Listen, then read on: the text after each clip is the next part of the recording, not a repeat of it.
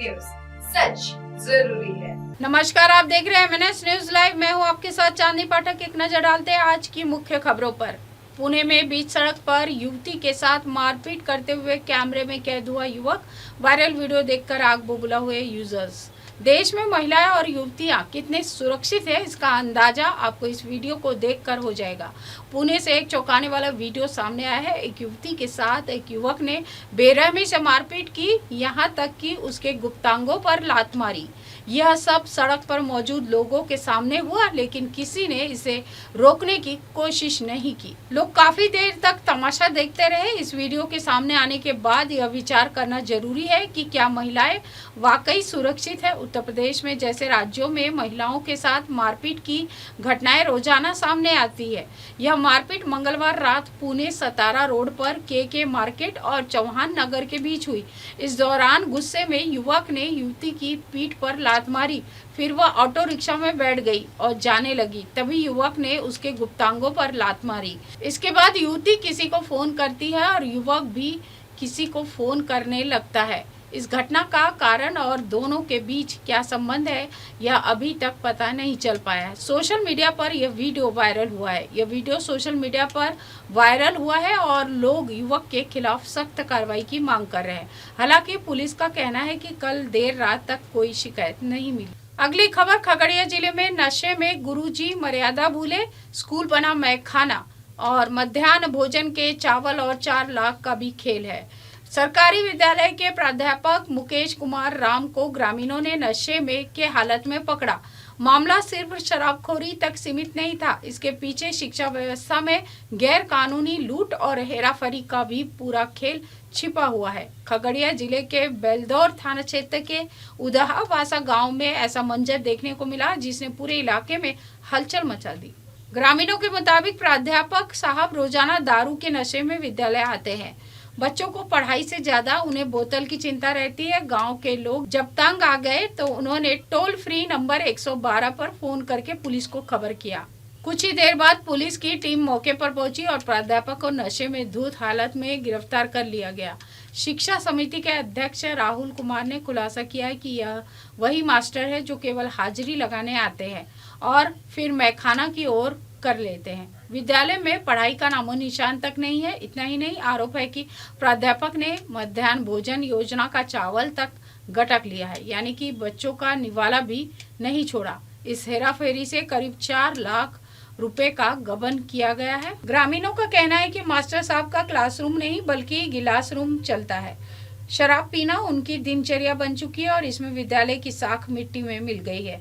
जब शिक्षा समिति ने यह मामला प्रखंड शिक्षा पदाधिकारी मनोहर कुमार को बताया तो उन्होंने जांच की बात कही है। थाना अध्यक्ष परशुराम सिंह ने पुष्टि करते हुए कहा है कि एक शराबी शिक्षक को गिरफ्तार किया गया है। न्यायिक हिरासत में भेजने की प्रक्रिया चल रही है।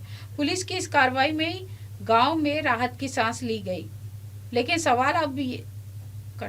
सवाल अब भी बड़ा है। जब बच्चों के भविष्य के पहरेदार ही बोतल के बंदी बन जाएंगे तो शिक्षा का सूरज कैसे निकलेगा। इस पूरी वारदात ने शिक्षा विभाग और प्रशासन दोनों की आंखें खोल दी है। गांव में अब चर्चा है, शराब के नशे में चूर मास्टर ने बच्चों का हक लूटा और अब कानून उसका हिसाब करेगा। अगली खबर, समाजवादी पार्टी जैसी नहीं बीजेपी। लखनऊ की महारैली में सपा पर बरसी मायावती, क्योंकि योगी सरकार की तारीफ। बहुजन समाज पार्टी के संस्थापक काशीराम की पुण्यतिथि पर गुरुवार को राजधानी लखनऊ में बड़ी रैली का आयोजन किया गया। इसके जरिए बसपा सुप्रीमो मायावती ने शक्ति प्रदर्शन किया।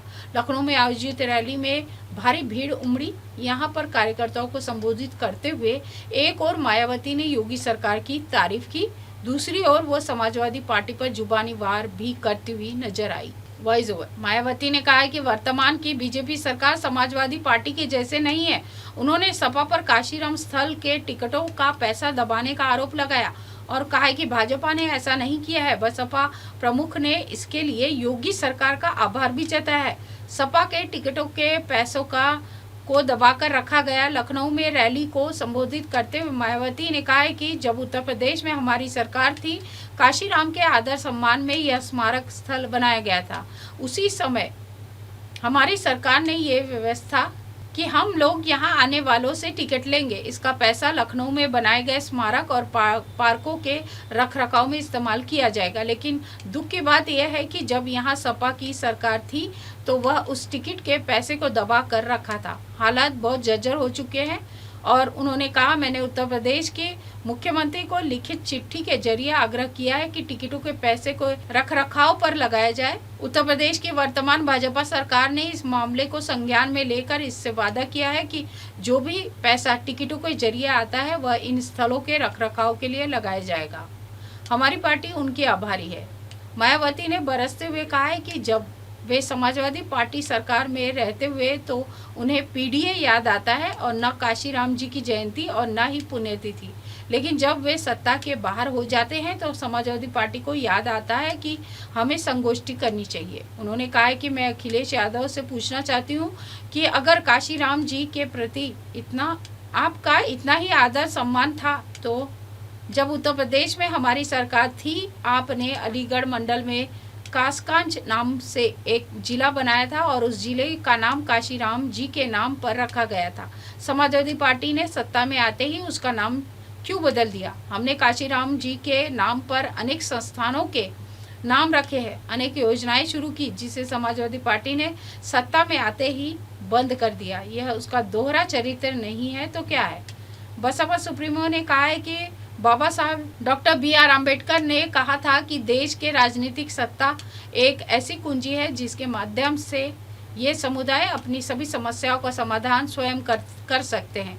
उन्होंने कहा है कि इमरजेंसी के दौरान संविधान को कुचला गया है। बाबा साहेब को संसद नहीं पहुंचने दिया गया था, बाबा साहेब को भारत रत्न नहीं दिया गया था। उन्होंने कहा कि बीएसपी की सरकार बनाना बहुत जरूरी है। ईवीएम वाला सिस्टम खत्म हो सकता है। ईवीएम पर धांधली के आरोप लगते रहे, दलितों का वोट बांटने का काम हो रहा है, समाज के स्वार्थी लोगों का प्रयोग हो रहा है। ऐसी स्वार्थी लोगों से सावधान रहना होगा। उत्तर प्रदेश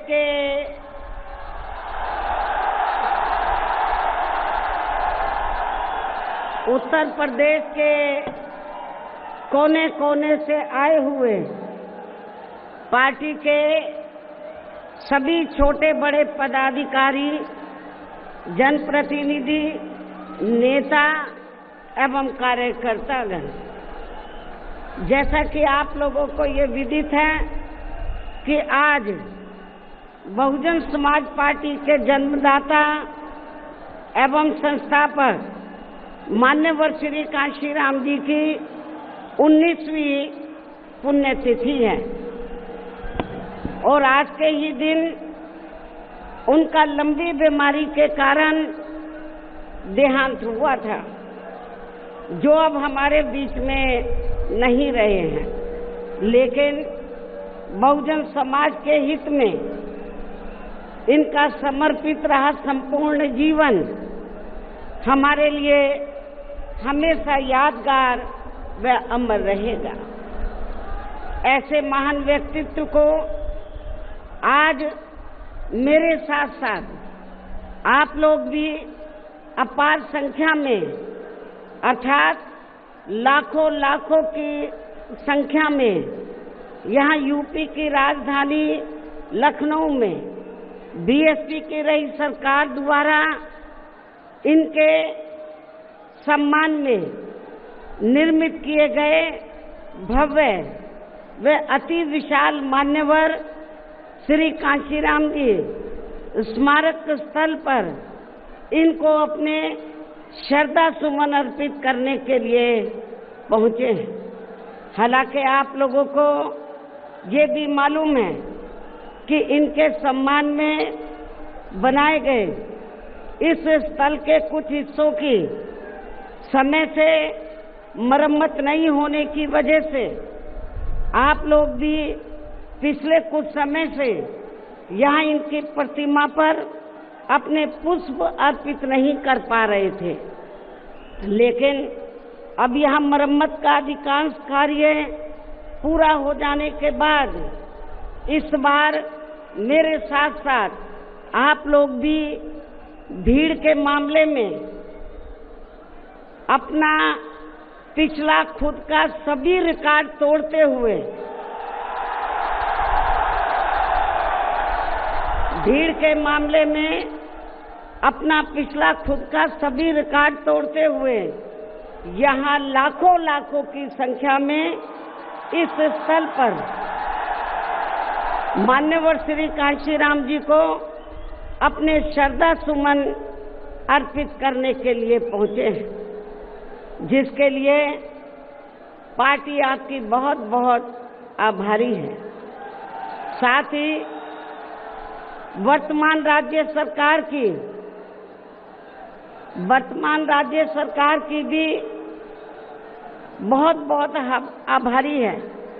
और इसलिए आभारी है क्योंकि इस स्थल को देखने वाले लोगों के टिकटों का इकट्ठा हुआ पैसा पूर्व की रही सपा सरकार की तरह वर्तमान भाजपा की राज्य सरकार ने इसे दबाकर नहीं रखा है, बल्कि पार्टी के आग्रह करने पर इसकी मरम्मत करने पर पूरा खर्च किया है। इस संबंध में मैं आप लोगों को ये बताना चाहती हूँ, जब यूपी में हमारी सरकार थी और ये मान्यवर श्री कांशीराम जी के आदर सम्मान में ये जो विशाल स्मारक स्थल जब बनाया गया था, तो हमने उसी समय हमारी सरकार ने ये व्यवस्था की थी कि हम देखने वालों के लिए इस पर हम टिकट की व्यवस्था करेंगे और इसका जो पैसा आएगा टिकट का, तो वो किसी और मद पर खर्च नहीं किया जाएगा, बल्कि जितने भी उत्तर प्रदेश की राजधानी लखनऊ में जो स्मारक बने हैं, पार्क बने हैं, तो उनके रख रखाव पर खर्च किया जाएगा। तो ये हमने व्यवस्था की थी। लेकिन दुख की बात ये है कि जब वर्तमान भाजपा की सरकार से पहले यहाँ सपा की सरकार थी, तो सपा की सरकार ने उस टिकट के पैसे को दबा कर रखा, एक पैसा खर्च नहीं किया इनके रख रखाव पर, और हालत बड़ी जर्जर हो गई थी स्थलों की। यही नहीं, और भी स्थल थे, पार्क थे, उनकी हालत बड़ी खराब हो गई थी। तो तब मैंने उत्तर प्रदेश के मुख्यमंत्री जी को ये कहा, लिखित चिट्ठी के जरिए उनसे रिक्वेस्ट किया कि हम आपसे ये नहीं कहते कि दूसरे मद का पैसा आप इनके रख रखाव पर लगाओ। तो जो देखने वालों का टिकटों का पैसा काफी बड़ी तादाद में इकट्ठा हो गया है गवर्नमेंट के पास, उस पैसे को इनके रख रखाव पर लगाया जाए। तो उत्तर प्रदेश की वर्तमान भाजपा की सरकार ने इस मामले को दिखवाया पूरा, और उसके बाद उन्होंने हमें कमिट किया, प्रॉमिस किया कि हम जो भी पैसा टिकटों को आया है हम दूसरे मद पे नहीं लगाएंगे, बल्कि इन स्थलों के रख रखाव पर लगाएंगे। उन्होंने ये लगाया, इसलिए हमारी पार्टी उनकी आभारी है। लेकिन वही दूसरी तरफ समाजवादी पार्टी कि जब यूपी में सरकार थी और ये स्थल बन चुके थे, तो उन्होंने इनके रख रखाव पर कोई पैसा खर्च नहीं किया, टिकटों का पैसा दबा कर रख लिया। लेकिन जब अब वो सत्ता से बाहर है समाजवादी पार्टी, तो अभी 2-3 दिन पहले वो मीडिया में खबर छपवा रहे थे कि हम मान्यवर श्री कांशीराम जी के सम्मान में संगोष्ठी करेंगे। लेकिन जब वो सरकार में रहते हैं तो ना उन्हें पीडीए याद आता है और ना मान्यवर श्री कांशीराम जी की जयंती और ना ही पुण्यतिथि उनको याद आती है सरकार में रहकर। लेकिन जब वो सत्ता से बाहर हो जाते हैं तो समाजवादी पार्टी को फिर याद आता है कि हमें संगोष्ठी करनी चाहिए। मैं सपा मुखिया अखिलेश यादव से मैं ये पूछना चाहती हूँ, यदि मान्यवर श्री कांशीराम जी के प्रति आपका इतना ही आदर सम्मान था, तो जब यूपी में मेरी सरकार थी तो मेरी सरकार ने अलीगढ़ मंडल में कासगंज के नाम से अलग से जिला बनाया। उस जिले का नाम मान्यवर श्री कांशीराम जी नगर के नाम से रखा था। लेकिन जैसे ही समाजवादी पार्टी पावर में आई, उन्होंने नाम बदल दिया। मान्यवर श्री कांशीराम जी के नाम पर हमने कॉलेज, यूनिवर्सिटी, अनेकों संस्थानों के नाम रखे, अनेकों संस्थानों के नाम रखे, जनहित की योजनाएं शुरू की। सारी की सारी अधिकांश जो बड़ी बड़ी योजनाएं थी वो सभी की सभी इन्होंने बंद कर दी समाजवादी पार्टी की सरकार ने। ये इनका दोगला या दोहरा चरित्र नहीं है तो क्या है? जब ये सत्ता में रहते हैं, ना इनको पीडीए याद आता है और ना पीडीए के जो संत गुरु और महापुरुष है वो भी याद नहीं आते हैं। जब ये सत्ता से बाहर हो जाते हैं तब इनको हमारे संत गुरु और महापुरुष याद आते हैं। तो ऐसे दोगले लोगों से आप लोगों को बहुत ही सावधान रहने की जरूरत है।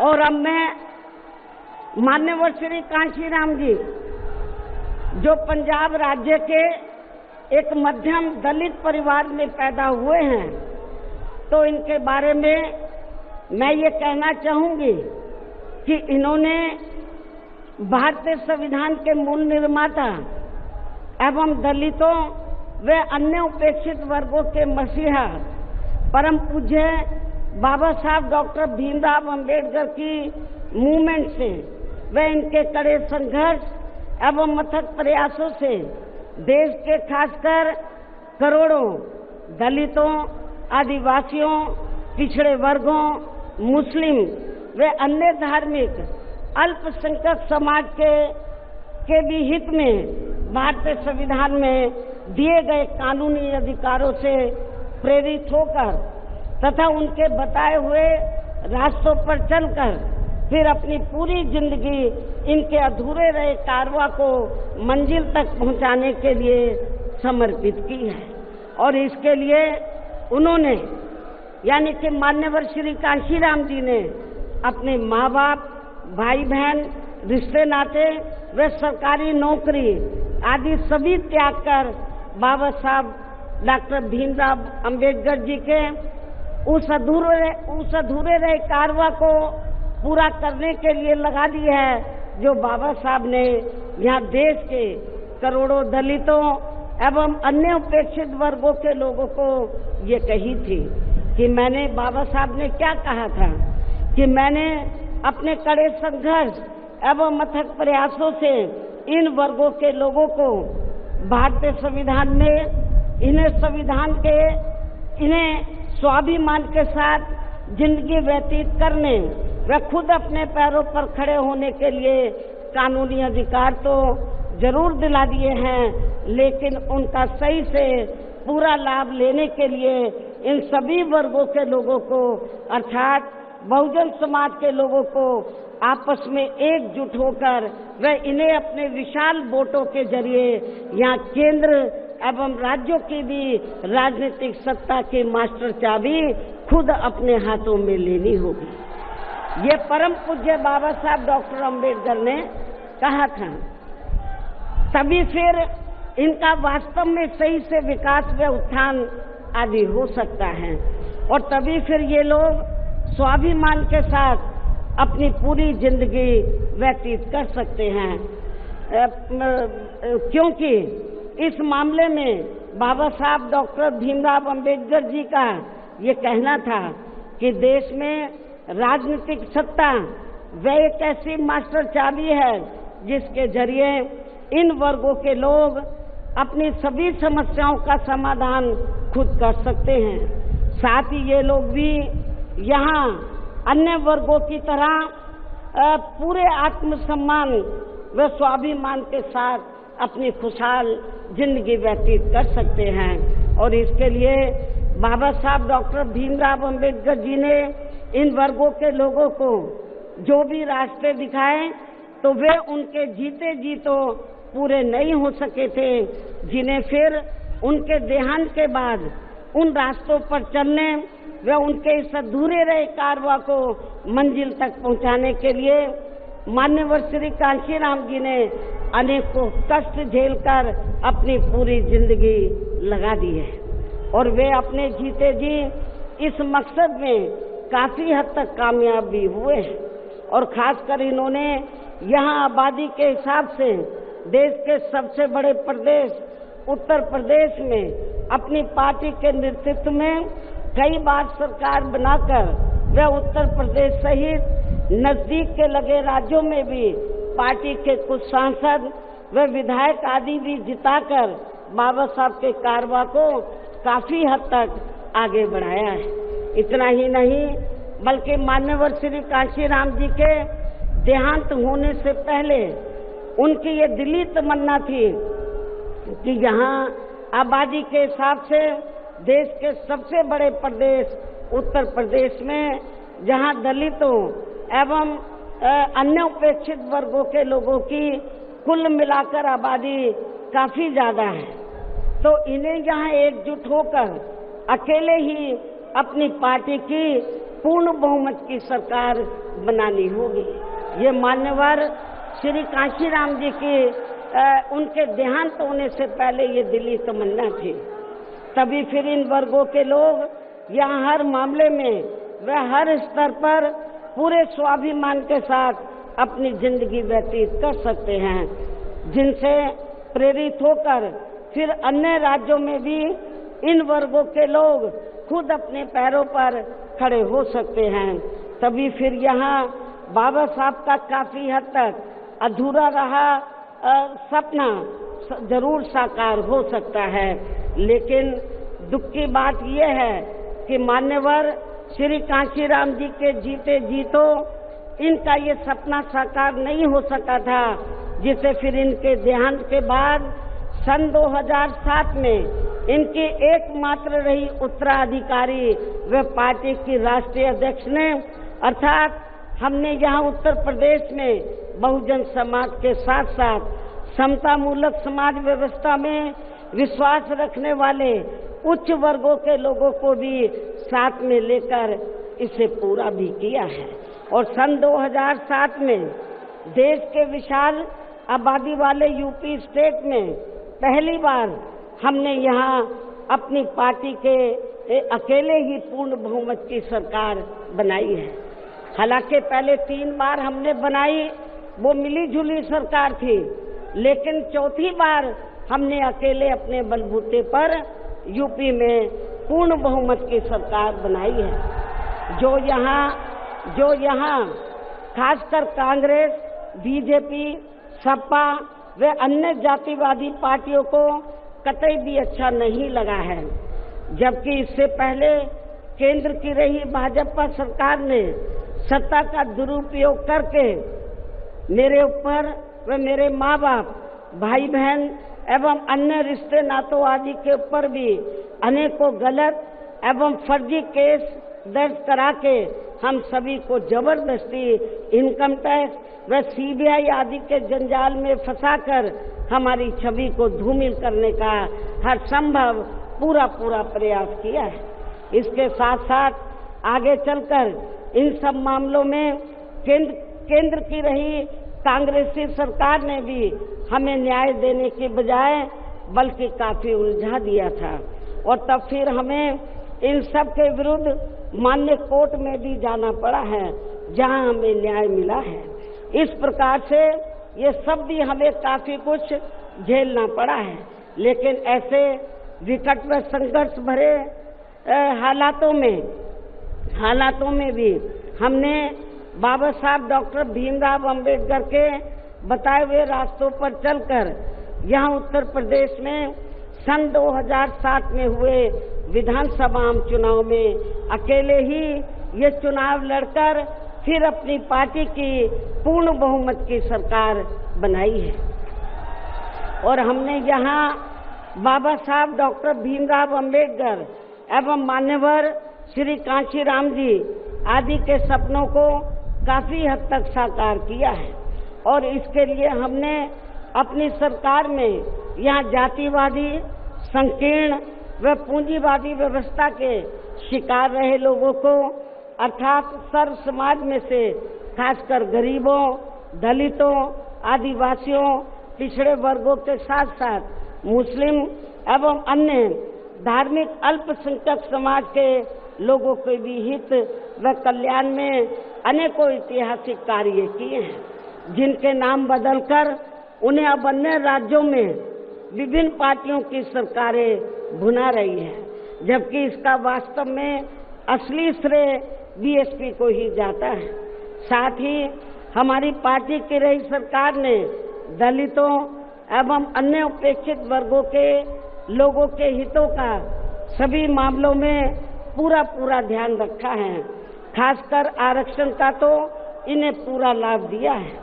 इतना ही नहीं बल्कि हमने यह अपनी सरकार में सर्व समाज में से गरीबों, मजदूरों, बेरोजगारों, किसानों, वकीलों, कर्मचारियों, व्यापारियों एवं अन्य मेहनतकश लोगों के साथ साथ यहाँ छात्रों, युवाओं, महिलाओं व बुजुर्गों आदि के भी हितों में काफी महत्वपूर्ण कार्य किए हैं, जिनसे इन्हें काफी ज्यादा लाभ पहुंचा है। इनके साथ साथ हमारी पार्टी की रही सरकार ने प्रदेश में अपराध नियंत्रण एवं कानून व्यवस्था को भी चुस्त व दुरुस्त करने के लिए यहाँ जाति, धर्म व दलगत राजनीति से ऊपर उठकर कार्य किए हैं, ताकि प्रदेश में अमन चैन व शांति व्यवस्था आदि कायम रहे, जिसकी प्रदेश में उस समय काफी जरूरत भी थी। साथ ही कानून व्यवस्था के मामले में हमने यहाँ हर स्तर पर अन्याय, अपराध व भय मुक्त वातावरण भी पैदा किया है। इस प्रकार से हमारी पार्टी की पूर्ण बहुमत की रही सरकार ने यहाँ सर्व समाज के लोगों को हर मामले में व हर स्तर पर सर्वजन हिताय व सर्वजन सुखाय की नीतियों पर आधारित ही यहाँ काफी बेहतरीन सरकार दी है, जिसे प्रदेश की जनता अभी तक भी भुला नहीं पा रही है। और खासकर हमने रोटी रोजी देने के मामले में सर्व समाज में से यहाँ गरीबों, दलितों एवं अन्य उपेक्षित वर्गों के लोगों को काफी हद तक उन्हें आत्मनिर्भर भी बनाया है, जिनके यहाँ वर्षों से सभी विरोधी पार्टियों की रही सरकारों की जातिवादी, संकीर्ण व पूंजीवादी सोच होने के कारण काफी ज्यादा उपेक्षा की गई है। इतना ही नहीं बल्कि हमने वर्तमान केंद्र की सरकार की तरह अपने राजनीतिक स्वार्थ में इन्हें इनके टैक्स के पैसों से ही थोड़ा सा मुफ्त में राशन देकर इनको अपना गुलाम व लाचार नहीं बनाया है, अर्थात इनको दूसरों के ऊपर निर्भर नहीं रखा है।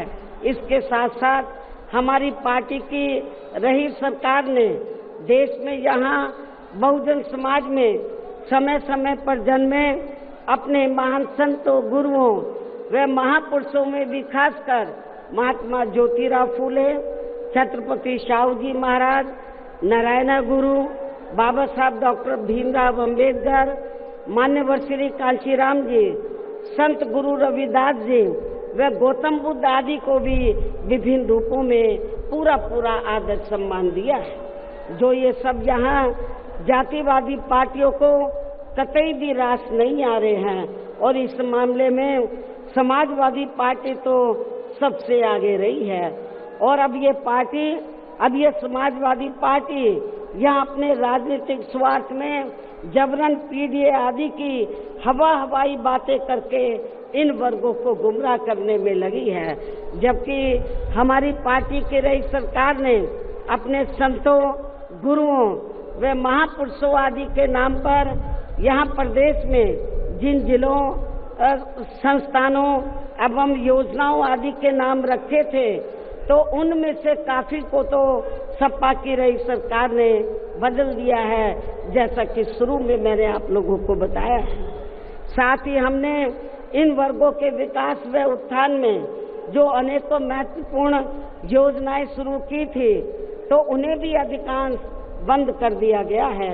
आरक्षण दिए जाने के मामले में भी सपा की रही सरकार ने यहाँ दलितों, आदिवासियों एवं अन्य पिछड़े वर्गों के लोगों के साथ हमेशा पक्षपात वाला रवैया ही अपनाया है।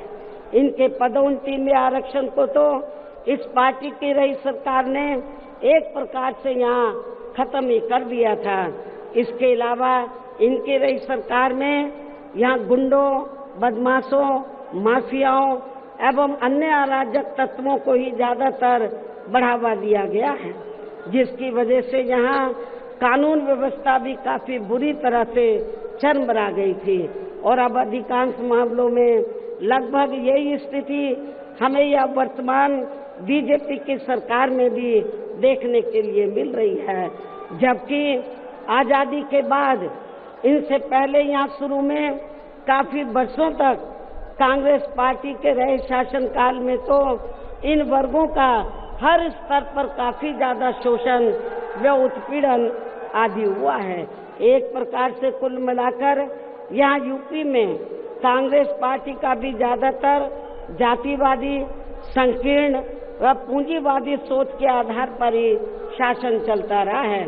और सन 1975 में देश में लगी इमरजेंसी में तो कांग्रेस पार्टी की रही सरकार ने यहाँ बाबा साहब के संविधान को भी काफी हद तक प्रभावहीन ही बना दिया था, जिसकी आड़ में अब इस पार्टी के लोग आए दिन किस्म किस्म की नाटकबाजी करते रहते हैं। संविधान को हाथ में लेकर किस्म किस्म की नाटकबाजी करते रहते हैं। इसके साथ साथ कांग्रेस पार्टी ने हर प्रकार के हथकंडे इस्तेमाल करके बाबा साहब डॉक्टर भीमराव अंबेडकर को संसद में भी चुनकर नहीं जाने दिया था। इसके अलावा केंद्र में इसी कांग्रेस पार्टी के रही सरकार ने भारतीय संविधान के मूल निर्माता एवं उपेक्षित वर्गों के मसीहा परम पूज्य बाबा साहब डॉक्टर भीमराव अंबेडकर को भारत रत्न की उपाधि से भी सम्मानित नहीं किया था। इसके बाद फिर इनकी मूवमेंट को आगे गति देने वाले मान्यवर श्री कांशीराम जी को भी उनके देहांत के बाद केंद्र में रही इसी कांग्रेस पार्टी की सरकार ने इनके सम्मान में एक दिन के लिए भी राष्ट्रीय शोक घोषित नहीं किया था। इसी प्रकार समाजवादी पार्टी की भी सरकार ने एक दिन के लिए भी राष्ट्रीय शोक घोषित नहीं किया था। साथ ही इन्होंने देश में पिछड़े वर्गों की आरक्षण संबंधी मंडल कमीशन की रिपोर्ट को भी लागू नहीं किया था, जिसे फिर बीएसपी के अथक प्रयासों से श्री बीपी सिंह जी की रही सरकार में ही लागू किया गया था। इसके साथ साथ उसी समय ही बाबा साहब डॉक्टर भीमराव अंबेडकर जी को भी भारत रत्न की उपाधि से सम्मानित किया गया था।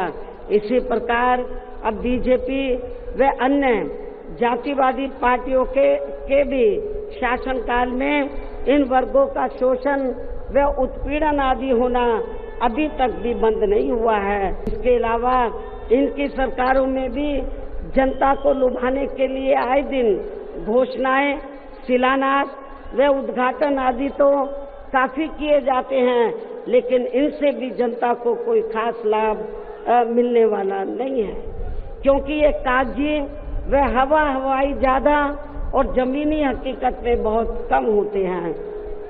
ऐसी स्थिति में आप लोगों को पूरे देश में सर्वजन हिताय व सर्वजन सुखाय की नीतियों पर आधारित ही अपनी पार्टी को ही हर मामले में मजबूत बनाकर इसे केंद्र एवं राज्यों की भी सत्ता में लाना बहुत जरूरी है। और अब पार्टी के लोगों को यहाँ उत्तर प्रदेश सहित देश के अन्य जिन भी राज्यों में कुछ समय के बाद जो एक साथ विधानसभा के आम चुनाव होने वाले हैं, तो उनको वहाँ भी ऐसी सभी विरोधी पार्टियों को सत्ता में आने से जरूर रोकना है। और खासकर यहाँ यूपी में तो इनको अपनी पार्टी बीएसपी की ही फिर से अकेले पूर्ण बहुमत की सरकार बनाना बहुत जरूरी है, जिसे यहाँ कांग्रेस, बीजेपी, सपा व अन्य सभी विरोधी पार्टियां किस्म किस्म के षड्यंत्र व हथकंडे आदि इस्तेमाल करके इसे रोकने का हर संभव पूरा प्रयास करेगी। और इस संदर्भ में वैसे आप लोगों को ये मालूम है कि सन 2007 में यूपी में बीएसपी की ही अकेले ही पूर्ण बहुमत की सरकार बनने के बाद फिर बीएसपी की सर्वजन हिताय व सर्वजन सुखाय की रही कार्यशैली से पूरे देश में बीएसपी के बढ़ते हुए प्रभाव को देखकर फिर यहाँ सभी जातिवादी, संकीर्ण व पूंजीवादी पार्टियों ने अंदर आपस में एकजुट होकर अपनी पार्टी को यहाँ सत्ता में वापस नहीं आने दिया है। साथ ही देश के अन्य राज्यों में भी अपनी पार्टी को आगे नहीं बढ़ने दिया है, क्योंकि बीएसपी के यहाँ अकेले ही सत्ता में आने पर यहाँ यूपी में सन 2007 में बीएसपी के यहाँ अकेले ही सत्ता में आने पर इनको ये डर था, सभी जो जातिवादी पार्टियां हैं इनको ये डर था कि यदि बीएसपी को आगे बढ़ने से नहीं रोका गया तो फिर ये पार्टी केंद्र की सत्ता तक भी जरूर पहुंच सकती है, जिससे घबराकर फिर बीएसपी को पुनः या सत्ता में आने से व पूरे देश में भी आगे बढ़ने से रोकने के लिए फिर हुआ ये कि इसके बाद फिर खासकर यूपी में जो भी विधानसभा व अन्य राज्यों में भी विधानसभा व देश में लोकसभा के आम चुनाव हुए हैं, तो उन सभी चुनावों में यहाँ कांग्रेस, बीजेपी, सपा व अन्य सभी विरोधी पार्टियों ने अपनी खासकर जातिवादी मानसिकता के तहत चलकर वे अंदर आपस में एकजुट होकर तथा किस्म किस्म के हथकंडे इस्तेमाल करके फिर बीएसपी को इन्होंने कामयाब नहीं होने दिया। सारी जातिवादी पार्टियां अंदर एक हो गई थी। एक होकर इन्होंने जहां बीएसपी जीत रही थी तो वहां इनको हराया, जो विरोधियों के कैंडिडेट जीत रहे थे उनको इन्होंने अपना वोट ट्रांसफर कराया। इसके साथ ही फिर बाकी रही सही कमी ईवीएम में की गई धांधली के जरिए पूरी कर दी गई, जबकि वर्तमान हालातों में ईवीएम के काफी विरोध के चलते ये ईवीएम वाला सिस्टम कभी भी खत्म किया जा सकता है। अब ईवीएम का विरोध बहुत हो रहा है और फिर पुनः यहाँ बैलेट पेपर वाला सिस्टम लागू हो सकता है, इसकी भी काफी संभावना है। ऐसे में अब हर स्तर पर हमें हर स्तर पर हमेशा अपनी पार्टी को मजबूत बनाते रहना बहुत जरूरी है। इसके साथ ही सावधानी के तौर पर यहाँ मैं ये भी कहना चाहूंगी कि अब तो पूरे देश में विरोधी पार्टियों ने बीएसपी को कमजोर करने के लिए एक और षड्यंत्र ये रचा है कि अब इन्होंने विरोधी पार्टियों ने बीएसपी के विशेषकर दलित बेस वोट को बांटने के लिए इसी समाज में से स्वार्थी एवं बिकाऊ किस्म के लोगों को इस्तेमाल करके व उनके जरिए अनेकों पार्टियां व संगठन आदि भी काफी बनवा दिए हैं, जिनसे ये जातिवादी पार्टियां चुनाव में अपने अपने फायदे के हिसाब से उम्मीदवार खड़े करवा के बीएसपी को कमजोर करने में लगी है। और अब तो ये पार्टियां अंदर खुद अपने वोट ट्रांसफर करा के इनके एक आदि उम्मीदवार भी जिताकर भेज रही है, ताकि इससे दलितों का वोट बांटने में इनको कुछ मदद मिलती रहे। ऐसी स्थिति में अब आप लोगों को पुणे या यूपी में अपनी पार्टी को सत्ता में लाने व अभी हाल ही में बिहार प्रदेश में होने वाले विधानसभा आम चुनाव में तथा आगे चलकर अन्य और राज्यों में भी विधानसभा व देश में लोकसभा के होने वाले आम चुनाव में भी अपनी पार्टी का बेहतर रिजल्ट लाने के लिए ऐसे सभी स्वार्थी एवं बिकाऊ दलित संगठनों व पार्टियों को अपने यार दोस्त, जात बिरादरी व रिश्ते नाते आदि के चक्कर में भी पड़कर अब इनको अपना एक भी वोट देकर खराब नहीं करना है, वरना फिर इसका पूरा लाभ या विरोधी पार्टियों को ही मिलता रहेगा। जिसे भी खास ध्यान में रखकर अब हर छोटे बड़े चुनाव में आप लोगों को अपना एक भी वोट ऐसे सभी स्वार्थी एवं बिकाऊ पार्टियों एवं संगठनों आदि को नहीं देना है, बल्कि अपनी एकमात्र हितैषी पार्टी बीएसपी को ही देना है, ताकि बीएसपी फिर से अपना बेहतर रिजल्ट लाकर पुणे या यूपी की सत्ता में वापस हो सके तथा देश के अन्य सभी राज्यों में भी पार्टी पुणे आगे बढ़ सके। और इसके लिए विरोधी पार्टियों के ऐसे अनेकों और भी सभी हथकंडों से अपनी पार्टी के लोगों को जरूर सावधान रहना है। इसके अलावा पार्टी के लोगों को सचेत करने के उद्देश्य से यहाँ मैं ये भी कहना चाहूंगी कि पिछले कुछ समय से दुनिया के अनेकों देश किसी न किसी मुद्दे को लेकर हुए बवाल व हिंसा आदि से काफी ग्रसित रहे हैं और ये सिलसिला अभी भी जारी है। लेकिन अपने भारत देश को भी जैसे इसका कुछ नजला लगना शुरू ही हुआ था तो उसे फिर तुरंत में ही केंद्र व संबंधित राज्य सरकारों ने सख्ती से निपटा है, जिससे केंद्र व सभी राज्य सरकारों को आगे भी काफी सतर्क रहना होगा। इतना ही नहीं बल्कि देश में आम जनहित के मुद्दों पर आवाज उठाने की बजाय जो पिछले कुछ समय से यहाँ स्वार्थी व शरारती तत्व एक दूसरे के देवी देवता, खुदा व धर्म आदि को लेकर तथा इन पर आए दिन नए नए मुद्दों को निकालकर देश में बवाल व हिंसा आदि पैदा करने की कोशिश में लगे रहते हैं और फिर इनकी आड़ में राजनीति करते हैं। ये भी देश हित में ठीक नहीं है, जबकि इन सब मामलों में सभी को भारतीय संविधान के मुताबिक चलना चाहिए। साथ ही सभी धर्मों का पूरा आदर सम्मान भी करना चाहिए और इनके सदियों से चले आ रहे धार्मिक नियम, मान्यताएं व परंपराएं आदि में भी किसी को दखल देना उचित नहीं है और न ही इनकी आड़ में आई लव आदि की कोई राजनीति नहीं करनी चाहिए। इसके अलावा जहां तक पिछले दिनों जम्मू कश्मीर के पर्यटक स्थल पहलगांव में हुई आतंकी घटना का सवाल है, जिसमें काफी महिलाओं के सिंदूर उजड़ गए थे, तो ये अत्यंत ही दुखद व चिंता की बात है।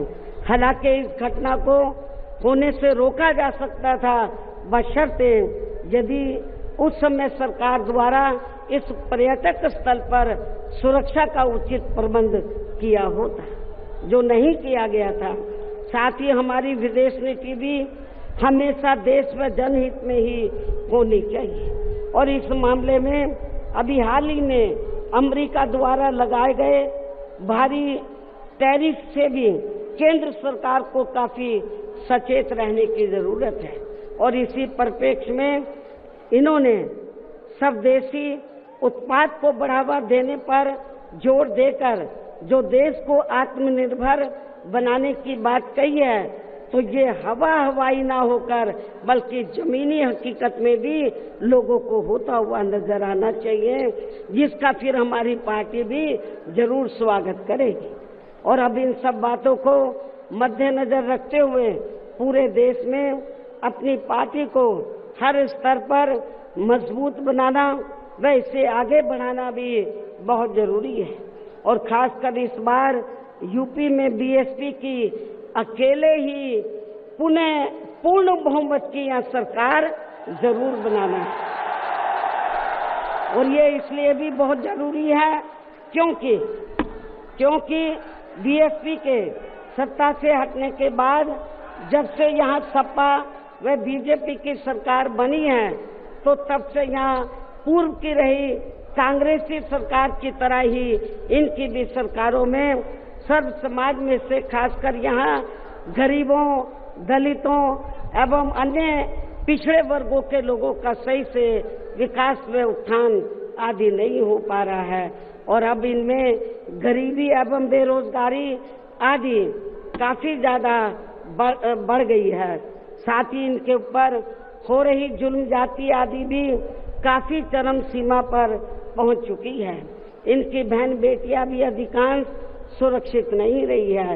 इसके साथ ही इन वर्गों के लोगों को यहाँ आरक्षण का भी सही से पूरा लाभ नहीं मिल पा रहा है।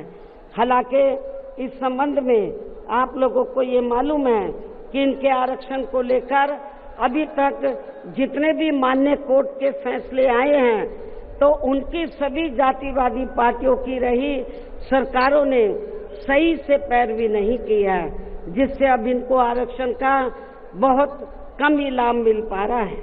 और इस मामले में यहाँ मैं ये भी कहना चाहूंगी कि बीएसपी के अथक प्रयासों से देश में एससी व एसटी वर्गों के सरकारी नौकरियों में पदोन्नति में आरक्षण को प्रभावी बनाने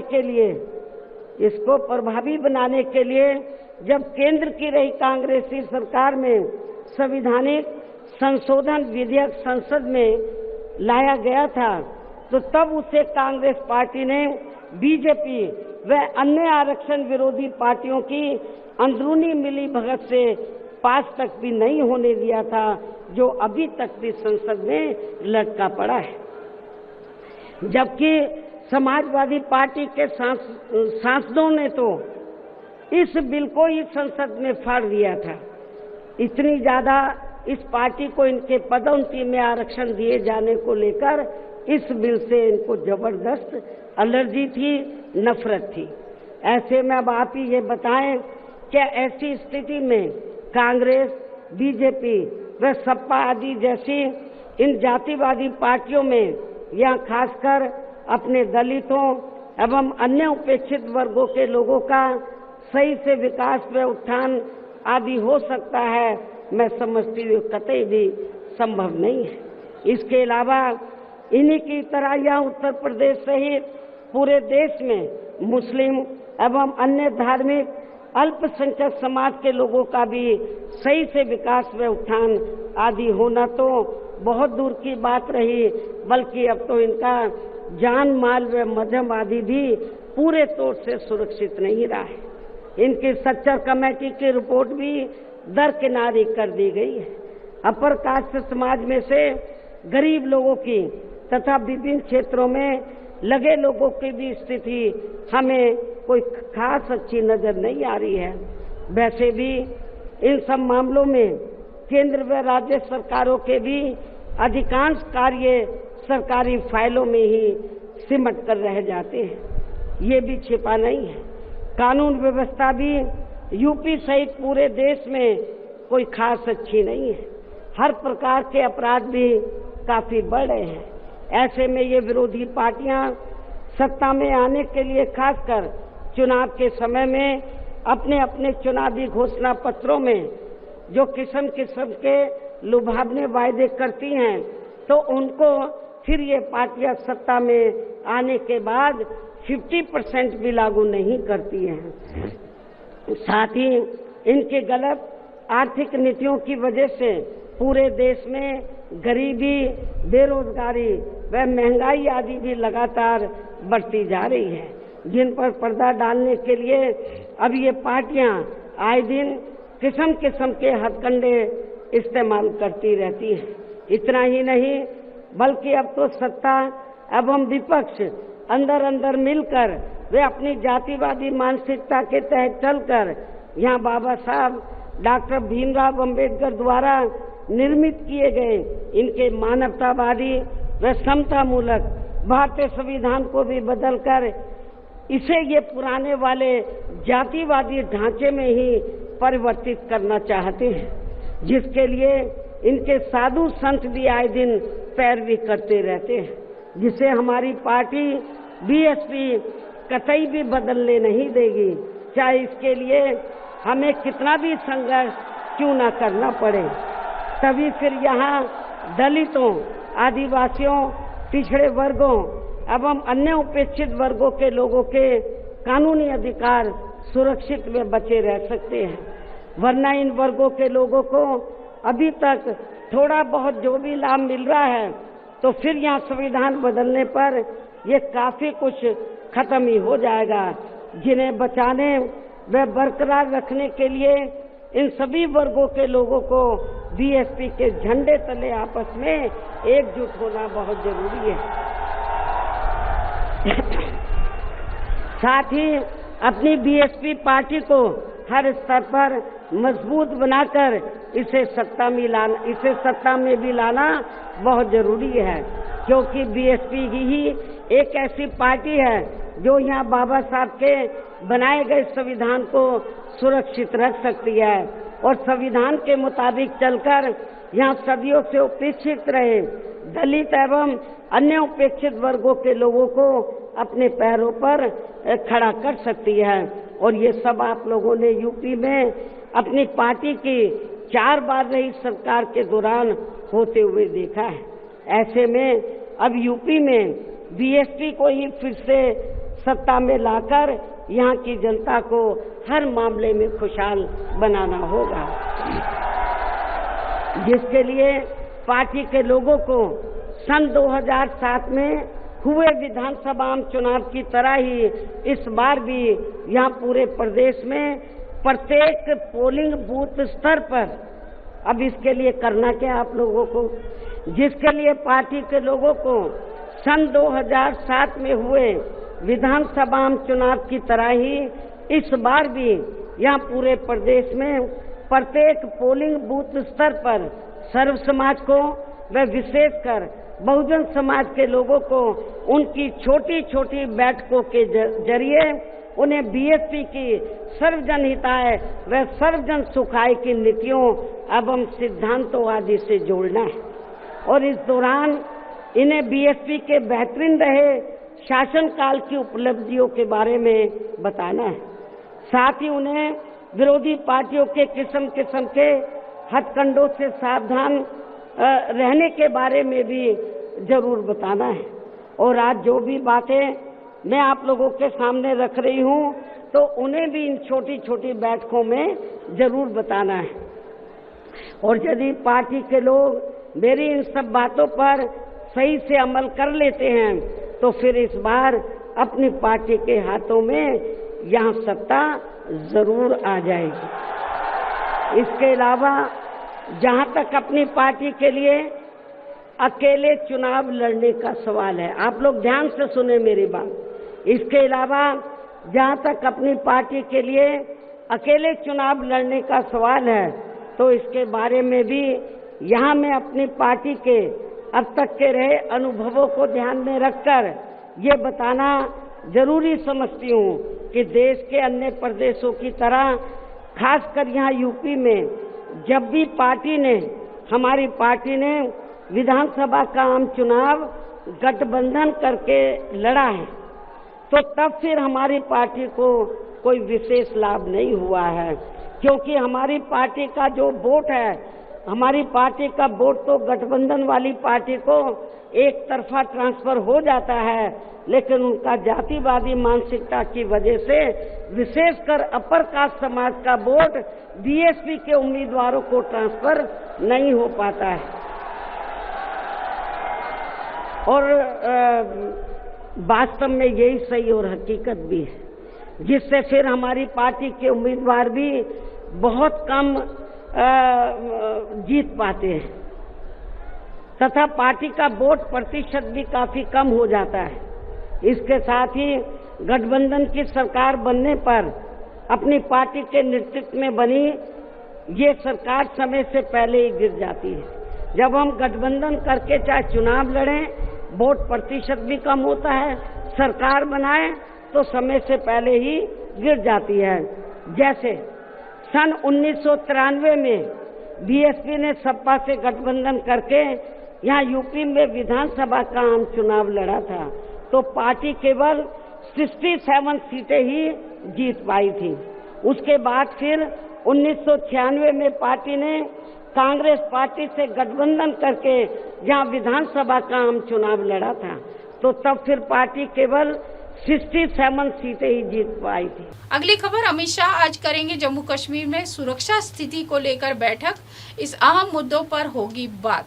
केंद्रीय मंत्री अमित शाह गुरुवार को जम्मू कश्मीर में सुरक्षा स्थिति को लेकर एक उच्च स्तरीय बैठक की अध्यक्षता करेंगे। यह बैठक दिल्ली में होगी। इसमें उपराज्यपाल मनोज सिन्हा, केंद्रीय गृह सचिव गोविंद मोहन, खुफिया ब्यूरो के निदेशक तपन डेका और जम्मू कश्मीर पुलिस प्रमुख नलिनी प्रभात सहित अन्य के शामिल होने की संभावना है। अधिकारियों ने बताया कि बैठक के दौरान पीर पंजाल क्षेत्र की सुरक्षा स्थिति, केंद्र शासित प्रदेश में चल रही विकास परियोजनाओं की समीक्षा की जाएगी। जम्मू कश्मीर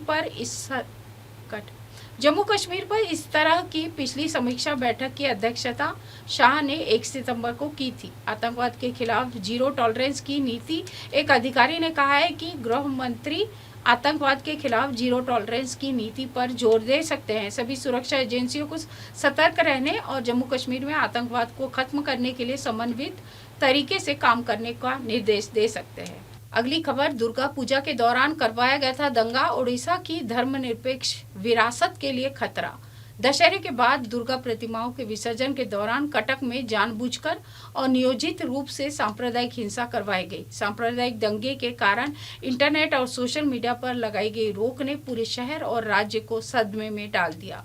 कटक हिंदू बहुसंख्यक है और पिछले 30 से 35 वर्षों से विधानसभा के लिए एक मुस्लिम प्रतिनिधि का चुनाव करता रहा है और वर्तमान में कांग्रेस की सफिया फिरदौस विधायक है। कटक के इतिहास में दुर्गा पूजा के दौरान हिंदुओं और मुसलमानों के बीच सांप्रदायिक हिंसा पहले कभी नहीं सुनी गई थी। इस शहर की पहचान लंबे समय से इसके भाईचारा के लिए रही है, जो यहाँ के सभी धर्मों, चाहे हिंदू हो, मुस्लिम हो, ईसाई हो या फिर अन्य हो, निवासियों के लिए एक बंधुत्व की मिसाल है। सुप्रीम कोर्ट ने हाल ही में मैसूरू दशहरा का उद्घाटन करने के लिए लेखक बानू मुश्ताक को कर्नाटक सरकार के निमंत्रण को बरकरार रखा था। उसने उस याचिका को खारिज कर दिया है जिसमें दावा किया गया था कि गैर हिंदू अनुष्ठान नहीं कर सकते, लेकिन कटक के मुसलमान तो हमेशा से दुर्गा पूजा समारोह का अभिन्न अंग रहे हैं। हिंदू और मुसलमान मिलकर पूजा पंडाल बनाते हैं, जो एक साझा और समग्र संस्कृति का उदाहरण है। फिर भी सह अस्तित्व की इस भावना को हाल ही में बजरंग दल और विश्व हिंदू परिषद ने कलंकित किया है, जिन्होंने उसे भाईचारा यानी दो समुदायों के बीच कथित दुश्मनी को छुपाने वाला झूठा भाईचारा करार दिया है। दशहरे में महीनों पहले सोशल मीडिया पर जहरीले और विभाजनकारी संदेश प्रसारित किए गए, जिसमें दावा किया गया कि मुसलमान कटक में केवल हिंदुओं की सहनशीलता के कारण रह रहे हैं और उन्हें या तो शहर छोड़ देना चाहिए या बहुसंख्यकों के अधीन रहना चाहिए। हिंदुत्ववादी संगठनों के एक नेटवर्क द्वारा फैलाए गए इन जहरीले नैरेटिव ने एक विस्फोटक सांप्रदायिक स्थिति के लिए जमीन तैयार कर दी है। यूट्यूब चैनल समता लाइव चलाने वाले केदार मिश्रा ने इस लेखक को बताया है कि इस तरह के जहरीले माहौल के जानबूझकर बनाए जाने से लोगों को यह आशंका होने लगी है कि यह भयानक होने वाला है। भाईचारा और सह अस्तित्व की मिसाल है। कटक के मोहल्ले लंबे समय से शांतिपूर्ण सह अस्तित्व का प्रतीक है और एक मुस्लिम घर के बगल में एक हिंदू घर है। एक मुस्लिम संचालित प्रतिष्ठान के बगल में एक हिंदू स्वामित्व वाली दुकान है। यह शहर की एक परिभाषित विशेषता रही है, न कि कोई हालिया चलन। दरगाह बाजार, मोहम्मदिया बाजार, कदम रसूल, काजी पटना, बखरबाद ईदगाह मैदान, शेख बाजार और पीरा हाट जैसे विशिष्ट मुस्लिम नामों वाले बाजार और इलाके का नाम बदलने की मांगों से अछूते हैं। कदम रसूल में हिंदुओं की तुलना में मुसलमानों की संख्या अधिक है और यह ध्यान देने योग्य है कि एक मस्जिद के बगल में ही एक दुर्गा मंदिर मौजूद है। 30 ब्राह्मण परिवार है जो मुसलमानों के पड़ोसी है और वे कई दशकों से खुशी खुशी एक साथ रह रहे हैं, एक दूसरे के त्योहारों और जीवन की अन्य गतिविधियों में भाग लेते हैं। वीएचपी ने बुना ताना बाना। अगले दिन 6 अक्टूबर को वीएचपी में हिंदुओं पर हमले का विरोध करने के बहाने कटक बंद का आह्वान किया गया। निषेधाज्ञा का उल्लंघन करते हुए वीएचपी समर्थकों ने रैली आयोजित की और जो जल्द ही हिंसक हो गई। प्रशासन कार्रवाई करने में विफल रहा और 8 पुलिसकर्मियों सहित 25 लोग घायल हो गए। 2024 में उड़ीसा में भाजपा के सत्ता में आने के बाद से हिंदुत्ववादी संगठनों ने बालासोर में मुसलमानों और राज्य के कई अन्य हिस्सों में ईसाइयों को बार बार निशाना बनाया। कटक में जो हुआ वह शांति बनाए रखने में मांझी सरकार की घोर विफलता थी। सांप्रदायिक सद्भाव को नष्ट करने का जानबूझ के किया गया प्रयास, शहर के भाईचारा की जीवंत परंपरा पर एक हमला हुआ है।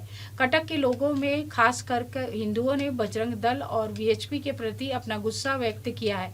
एकजुटता के लिए एक उल्लेखनीय प्रदर्शन में उन्होंने इन संगठनों के खिलाफ बड़ी संख्या में मार्च किया और उड़ीसा के रूप में रखने और उसे उत्तर प्रदेश की छवि में ढालने के मांझी के प्रयास को खारिज करने का अपना संकल्प घोषित किया। इसी के साथ देश और दुनिया की तमाम खबरों के साथ बने रहे और देखते रहे MNS न्यूज लाइव। नमस्कार।